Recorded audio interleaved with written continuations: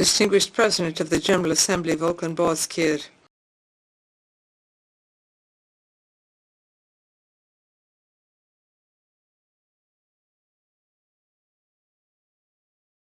Distinguished Secretary General Antonio Guterres, heads of state, heads of government, leaders participating in this 75th session of the UN General Assembly. I should like to begin by apologizing for removing my mask, which is necessary during this pandemic. I extend my greetings to all of you throughout the world who are watching us and listening to us. I congratulate you, Mr. President, on behalf of the Constitutional Government of Venezuela and the people of our Bolivarian Republic on your assumption of the presidency at this 75th session of the General Assembly. It is a great occasion, an occasion of great importance given the extraordinary circumstances mankind is facing due to this global emergency caused by COVID-19. I say this is an extraordinary opportunity because in addition to being a very complex and difficult time for the planet, it is also an opportunity to give further thought to changing the paradigms which mankind has established, in particular the vast majority of people afflicted by poverty and exclusion. They hope for change from us, from the global leaders. At this same General Assembly in 2001, our eternal commander Hugo Chavez said, and I quote, "We have come here without fear. We've come here with a great deal of good faith, with a great deal of optimism in life. In Venezuela, we believe that the world needs to be completely revised, and we need to put it under a magnifying glass," as Commander Chavez would say, a very strong magnifying glass,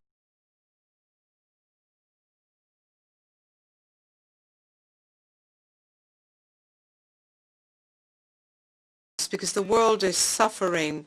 It is suffering from mistakes that have been piled up on top of other mistakes. That was Commander Chavez's appeal in 2001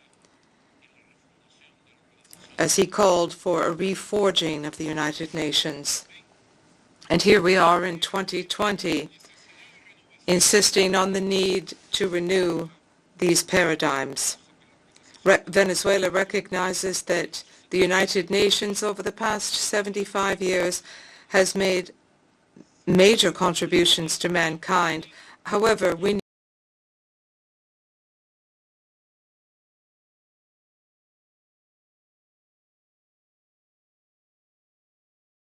need more goodwill and efforts to preserve these advances, to meet new goals. We insist on the need to strengthen South-South cooperation and to create alternative financial mechanisms and provide technical support which will underpin initiatives and priorities defined by our people so that we can achieve the SDGs. This is a timely task, one we cannot defer. Every day counts. The South is also thinking about these issues. The South is also important. The South also exists, as poet Benedetti would have said. We are all working to save our planet. We are calling for the greatest political commitment to combat climate change, which is a reality. Combating climate change is an urgent priority. We recognize the importance of strengthening our mitigation and adaptation measures in accordance with the UN Framework Convention on Climate Change and the Paris Agreement. We therefore reaffirm the importance of implementation measures so that developing countries can carry out their climate actions. Noam Chomsky warned us quite recently, we do not have much time left. Mr. President, the United Nations and mankind, we are all facing a profound and complex crisis. We have the COVID-19 pandemic, and added to that, global challenges of climate change and sustainable development. With this disturbing backdrop, we also have the no less alarming desire erratically working under the guidance of an intransigent and hostile government. It's hostile to diplomacy, and it shows open contempt for multilateralism or any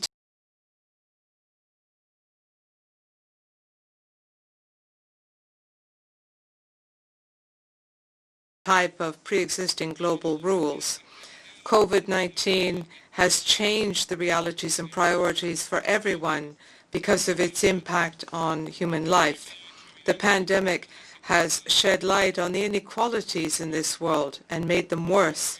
Regrettably, some short-term measures to deal with the pandemic have increased the social and economic gaps within countries, and that is why the international community as a whole must provide a global and coordinated response. Assistance must be provided to all nations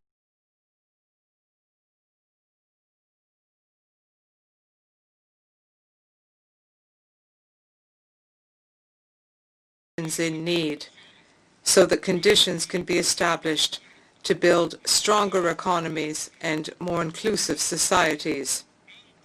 Even before the COVID-19 pandemic, the collapse of the international geoeconomic and geopolitical order was already taking place, and yet this emergency has made us more aware of the contradictions of capitalism and its inability to tackle this crisis. In many cases, states have been reduced to a minimalist expression, and neoliberalism that has been imposed on them has stifled public institutions. Health has become a luxury. Today, we hear people crying out in the streets, people who feel abandoned and who've been left unprotected. The health and well-being of the population are not commodities. The market cannot continue to regulate the destiny of mankind. Venezuela believes the role of the WHO must be an example of multilateralism that we must reinforce. The World Health Organization must be an organization which acts and speaks honestly without giving in to pressure or extortion or attacks from the powerful. It must reaffirm its moral authority, its scientific capacity, and cooperation based on solidarity. We welcome the enormous scientific efforts of sister nations such as Russia, China, and Cuba to come up with an effective, and in the Bolivarian Republic of Venezuela, we propose the creation of a revolving fund of public purchasing in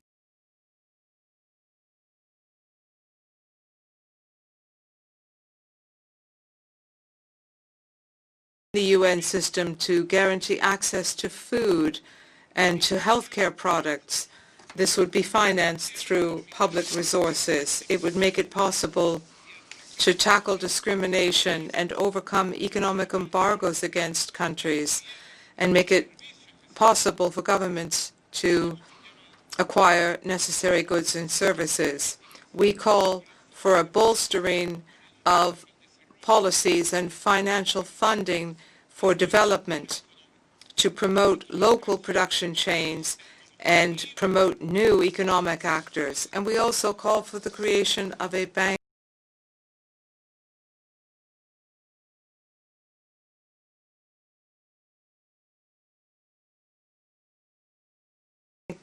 of technology for training. The Bolivarian Republic of Venezuela calls for the adoption of an international legally binding instrument on development and the right to development, which will bolster people's efforts to overcome poverty and social inequalities and to fight for social justice.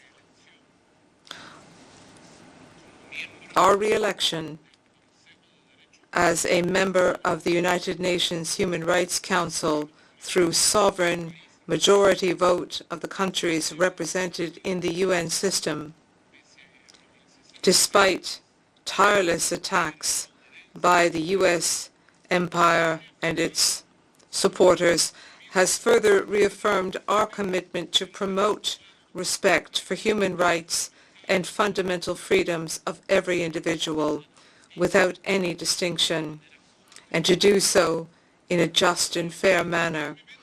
We firmly support any initiative to combat discrimination based on ethnicity, gender, nationality, or any other related form of intolerance. We are committed to defending the principles of universality, impartiality, objectivity, and the non-politicization and non-selective nature of implementing these principles. We are committed to international, intercultural, constructive dialogue to promote and protect all human rights. Of course, this includes the right of peoples to comprehensive development. Mr. President, the Bolivarian Republic of Venezuela reaffirms its commitment to a peaceful solution of disputes in accordance with the principles established in the UN Charter. And with regard to the territorial dispute over Guyana Esquiva, Venezuela reiterates its strict compliance with the Geneva Agreement of 1966. In particular, we underscore the purpose, the object, and the soundness of this Geneva Agreement, which clearly is mandated to find a practical, satisfactory, and acceptable solution for both parties through successive mechanisms provided for in Article 33 of the UN Charter. It is through political and diplomatic negotiations by mutual agreement that we will find a solution to this dispute which stems from imperial colonialism. Mr. President, the world has continued to face many injustices affecting innocent people, threatening them with their very lives, and these actions by states which are unjustifiable, inadmissible, and which are shameful to mankind. Once again, we express our solidarity and support to the Arab people of Palestine, and we call for respect of their historically established territories in 1967 by this organization. We endorse the United Nations appeal to bring an end to the shameful criminal embargo that has lasted for almost 60 years against the brotherly people of Cuba, and we reaffirm the appeal to the government of the United States to put an immediate end to this economic, commercial, and financial embargo against this sister nation. Mr. President, the Bolivarian Republic of Venezuela reiterates its commitment to the need to promote and strengthen dialogue and cooperation by building bridges among peoples, respecting cultural and religious differences, preventing conflicts, promoting reconciliation, and building peace. The non-aligned movement promotes these initiatives, these policies, these values by holding the International Day of Multilateralism and Diplomacy for Peace and we have joined the UN Group of Friends for the Alliance of Civilizations in the United Nations. As we raise the flag of pluralism and equity, much remains to be done, and we will do it. Mr. President, as you know, Venezuela is under constant attack. Our beloved homeland is victim to a multi-pronged attack by the United States. In the media, in the political arena, economically, we have even been threatened with direct military aggression. Unilateral measures imposed by the U.S. government have been aimed at bringing Venezuelans to their knees, and yet our people, along with the constitutional government, have heroically resisted this indignity, this illegal action, and this inhumanity shown by this empire, which today represents the most serious threat facing our multipolar and multicentric world. Today we stand.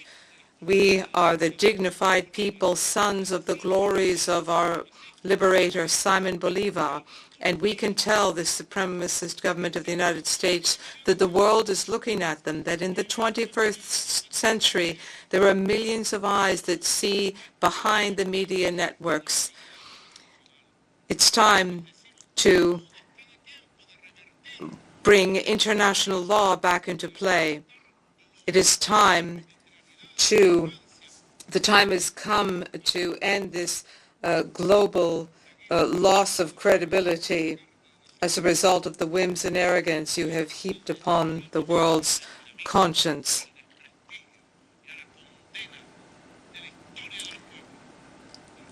To continue to violate the United Nations Charter will lead to isolation and to discredit and condemn the history of peoples, including your own people, the people of the United States, and bring them out into the streets to protest racism, police brutality, and abuse. These unilateral coercive measures have made people not just rise up against this global dictatorship, which attempts to impose national initiatives and impose them on us.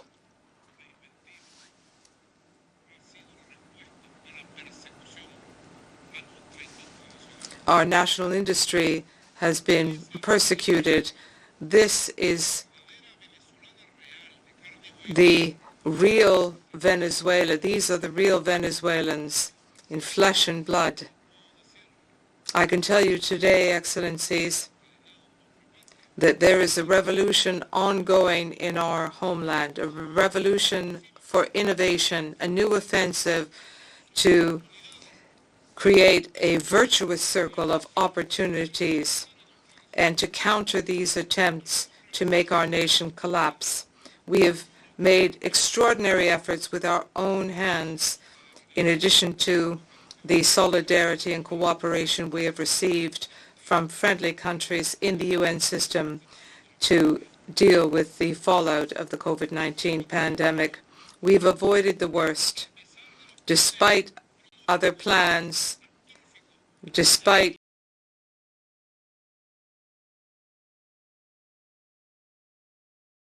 projections and catastrophic desires against us. The average is 62,489 tests per million inhabitants. We are a Latin American and Caribbean country, but the one that has provided the most COVID tests to its people.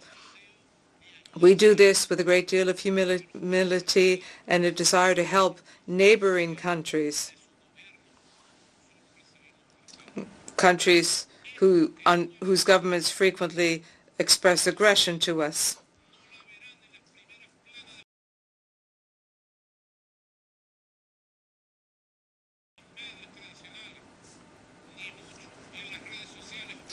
You will not hear about this in traditional media nor on social networks or in the internet. But I wanted to stop here and share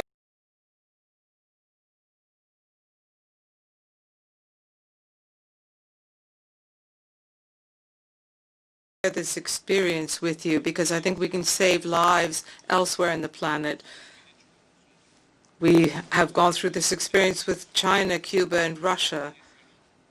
Our social and healthcare protection system meant that we were able to go from house to house and find positive cases and attend to suspected or potential cases.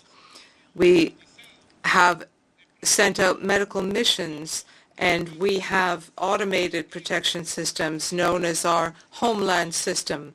We have a list of more than 20 million citizens, elderly, out of a population of 30 million inhabitants. As you will see, that represents two-thirds of our population. We've been able to reach every single community in our country. We have our own model. It was designed based on the principle that we need to prioritize life above everything else. And thanks to these efforts, we've been able to combine social distancing with productive activity in the country. We've done this with our 7+7 scheme, and we offer it modestly to other nations. For 7 days, there is a 1-week stay-in-place order, strict quarantine, and then 7 days later we have a more open general economic work week. This has enabled us to work towards a new normal and help us overcome this pandemic. Our government is ready to meet the challenge of this pandemic along with our people. Our people have become increasingly aware of the need to combat the pandemic, and this has shown the effectiveness of our public health care system. Detected cases, and that is all cases, asymptomatic, slightly symptomatic, moderately symptomatic, and seriously symptomatic.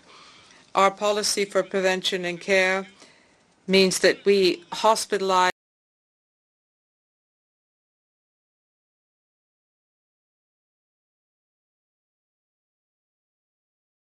all the positive case patients, even if they do not present symptoms, and that has helped keep a lid on the spread of this illness.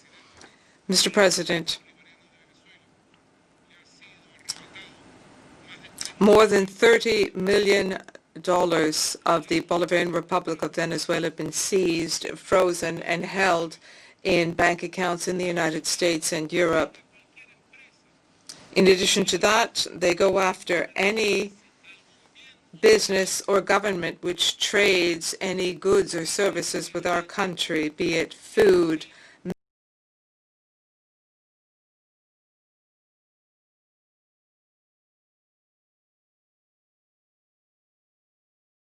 medicine, fuel, additives needed to produce gasoline, which our people need, etc., etc. And that is why we reaffirm to the world that Venezuela is prepared to resist, and we are resisting this criminal, inhuman aggression. Venezuela has been prepared to win out over this embargo imposed by the U.S. government. We are fighting for peace, for our homeland, for our region, for humanity. Our heroic Venezuelan people in the past have shouldered the responsibility of their historic role as we have faced the disgraces of the most dangerous empire in the history of the world. This empire is now writing some of the most horrific chapters of inhumanity and criminal behavior. The world must know that we are prepared to fight against this with the force of our history, of our spirit, of our reason, and with the support of international law. Once again, I express our deepest thanks to the Secretary General and the High Commissioner for Human Rights, Michelle Bachelet, who have called for an immediate lifting of unilateral criminal coercive measures which run counter not just to the UN Charter, but are clear obstacles imposed on countries who are attempting to deal with the COVID-19 pandemic and meet the SDGs. As you know, attacks are not just limited to unilateral coercive measures. On the 3rd of May, Venezuela thwarted an attempted invasion by sea, a group of mercenaries and terrorists who were financed by the U.S. government and trained in Colombia.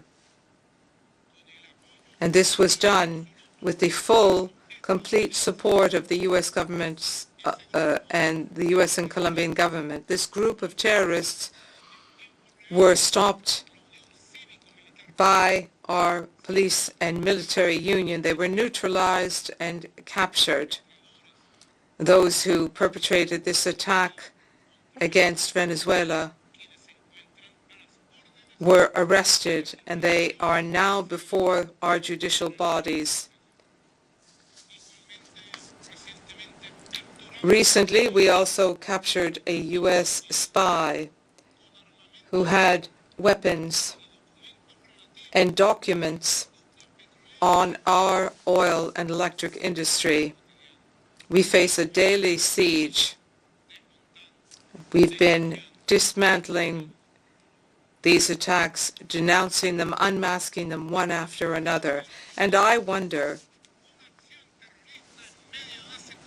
how would you characterize a terrorist action in the midst of such extraordinary humanitarian circumstances as COVID-19? How would humanity characterize this action? The very least one could say is that this is a disproportionate action. It's one of the worst sins being carried out by the U.S. elite. And that is why the Bolivarian Republic of Venezuela reiterates the need to reaffirm the principles of respect for sovereignty, self-determination of peoples expressed in the UN Charter, which unites all of us.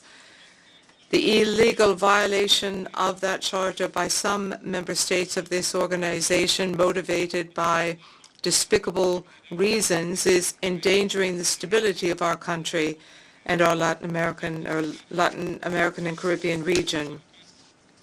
Peace-loving countries must rise up and make the United States understand that in the midst of a pandemic, no one understands nor can they explain this resurgence of criminal persecution and of this embargo against such noble countries as Cuba, Nicaragua, Venezuela, Syria, Iran, and other sister countries in the world.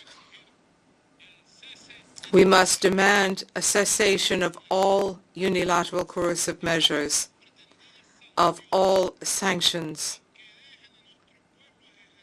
Let our people exercise their own rights, the right to development and peace. The United States and its government must abandon this age-old practice of criminalizing those who do not bend to their will in this world. We will continue to maintain our policy of independence and sovereignty. It must be said, the United States throughout history has become one of the most significant threats to peace in this world. We wish to echo the words of the UN Secretary General Antonio Guterres. We endorse his comments on calling for a global ceasefire and an end to conflicts in the world, calling for strict respect for the purposes and principles of the UN Charter and of international law, in particular respect for sovereignty, territorial integrity, and non-interference in the internal affairs of states, promoting dialogue among nations, the peaceful settlement of disputes, and prohibiting the threat or the use of force. Mr. President, traditionally Venezuela has been a host country for refugees and migrants. However, as a direct consequence of the criminal unilateral coercive measures and the economic aggression imposed by the government of the United States on our people, there is currently a migration of our citizens, primarily for economic reasons.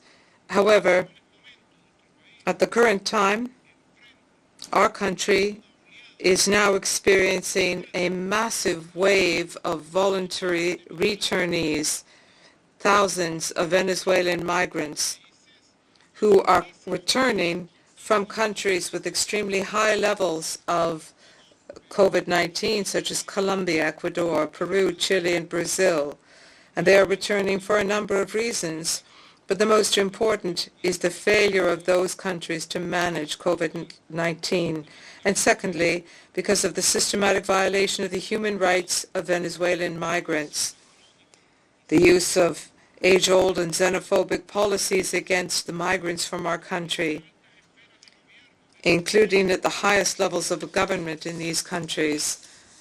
There's been discrimination, mistreatment, lack of socioeconomic conditions, situations of semi-servitude, trafficking in persons, indignities that our people have suffered as migrants.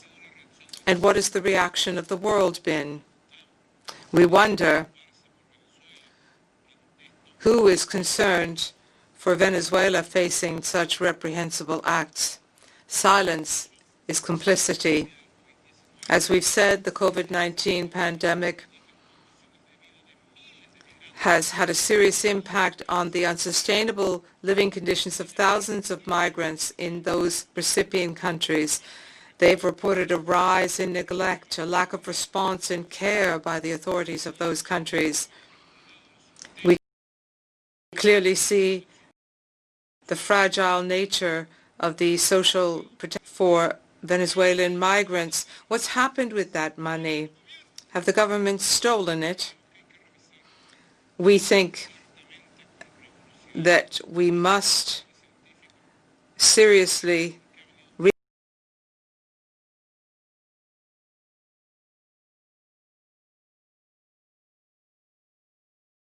reconsider the role that some UN agencies have been playing, or that has been played by some individuals representing these agencies, such as the UNHCR and the International Migration Organization. Mr. President, by way of reconciliation and through agreements reached in our national dialogue round table among the political parties in Venezuela in September 2019, we have taken a series of measures to benefit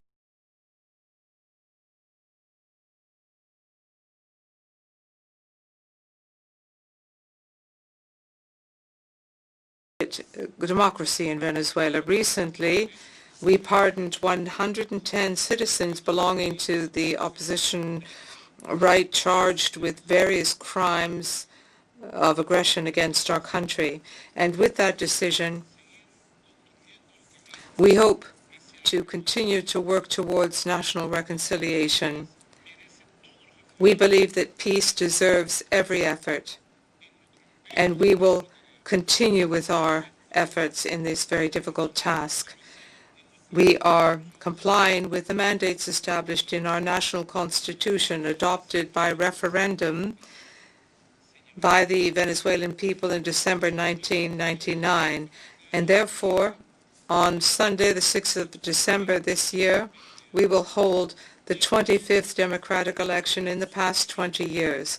This will be done to renew the legislative power with the participation of more than 14,400 candidates, more than 107 political organizations from all from across the national ideological spectrum.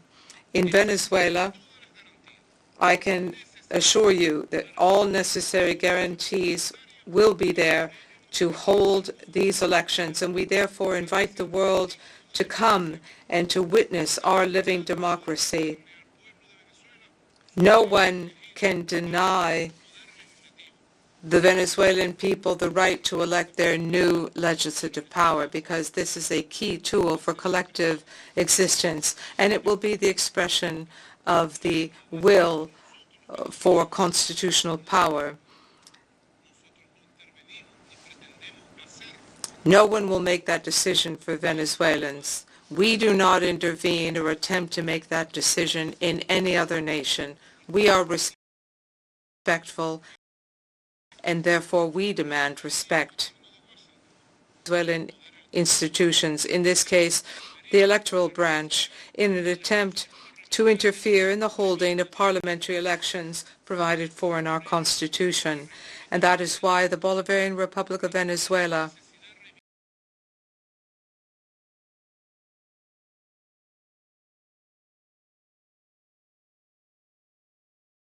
reiterates the need to reassert the principles of respecting sovereignty and self-determination of peoples expressed in the UN Charter. The illegal violation of this charter by some member states of this country, of this organization, is an attempt to bring Venezuela to violence and to conflict. We will not allow that to happen. We demand respect. Venezuela has chosen the path of peace, democracy, freedom, voting, participation, and the will of the people. This is the way it has always been, and this is the way it will continue to be. Mr. President, authorities of the world,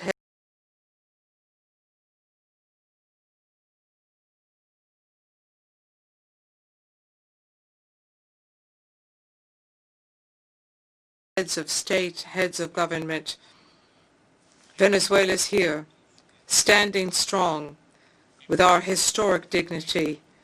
We live in peace. We are prepared for new challenges. We are prepared for new victories. I take my leave of you, wishing you unity, peace, and cooperation for the entire world. Thank you.